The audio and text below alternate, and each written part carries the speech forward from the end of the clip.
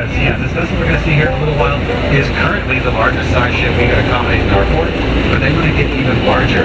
This container ship can only carry 13,200 containers on board. They want to see ships in here that can carry more than 22,000 containers on here. So yes, they get a whole lot larger than the container ship we're going to see here in just a little while. And it does look like Captain Trey is setting us up for a two-whistle pass here in just a little while, meaning a starboard to starboard side pass of this container ship, because by the way, it is just downriver from us right now, just around the bend in the river. So here in just a little while, we're going to see this vessel emerging from around the bend just up ahead of us. So we have a really good opportunity to see this giant container ship up close and personal on the strip today. But in the meantime, as you can see, we're coming back along this beautiful waterfront, so I'm sure some of you are probably wondering what's up with all this construction over here on our starboard side. Well, the centerpiece of that construction is that brick building you see over there. So that was built there way back in 1912 as a coal-fired power plant. And then the metal part of the building that has the two big smokestacks on it was added on in the 50s to burn natural gas here. Well, this power plant has been shut down since 2005, and of course they've been trying to figure out what to do with it ever since. They didn't want to tear it down because, you know, it has a lot of historic value to us.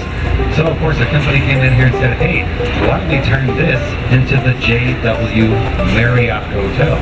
That's right, so our old power plant here is getting a huge makeover, and it's going to be a more than 400,000, or excuse me, it's going to be a more than 400 room luxury hotel here in the future. But moving right along here, folks, the next building I want to point out is the Hyatt Regency Hotel. Obviously, this is not a historic building, but it sits on a very historic spot of land. Because, folks, that just so happens to be exactly where General James Edward Oglethorpe landed in 1733 to start the new colony of Georgia in the city of Savannah. So he came over here with 114 brave souls from England aboard a ship called Anne. It took them 88 days to cross the Atlantic.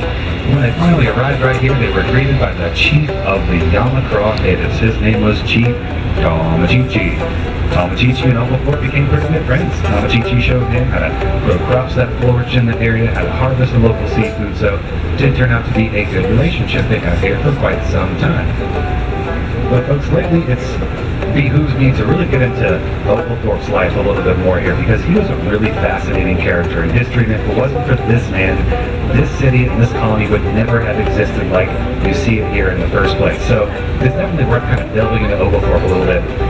So Oglethorpe, he was a member of Parliament over in England, and as a member of Parliament, well, a life-changing event occurred one day. Was one of his really good buddies named Robert Castell died in a debtor's prison over in England, because, you know, yeah, those used to be a thing. If you got into some really heavy debt, they could just throw your butt in the jail for it over in England back in those days, which I think a lot of us nowadays can be very thankful there's not that system in place, because at least I know for one, I'd probably be sitting in a jail cell myself right now, right? But point being here is that, like I said, this was a life-changing event for him, and he really wanted to reform these debtors' prisons. As a member of Parliament, he was able to win the release of more than 10,000 of these debtors from those prisons over there. But he wanted to take it even further. He wanted to just help the general poor population in England at the time. And so one night, him and his buddies are all sitting around, at least this is how I imagine it in my head. They're all sitting around having a few warm beers, you know, honestly trying to come up with ways to help the general poor population. And what do you think the big idea that came out of that was? Well, you're looking at it right now, Savannah, Georgia. They realized, hey, why don't we just start a new colony over there, and we'll send all these poor folks over there. That's essentially what they ended up doing. They went to King George, said, hey, can we start a new colony? We'll even butter you up and name it Georgia after you. So, of course, that's why we're called Georgia, right? So King George said, yes, that's fine, go ahead. I'll even pitch in a little bit of state funds for this venture, because I guess he probably wasn't very fond of poor people either. And so Oglethorpe and his buddies, they started putting their own money together, and they started interviewing these families. If they liked them, they'd put them on a boat free of charge to this new colony.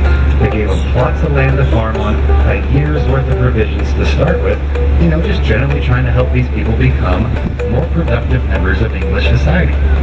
Now, you know, this was kind of a grand social experiment, right? And how well do most grand social experiments work out? Not always that great, right? And so, of course, this was no exception, although, of course, it was enough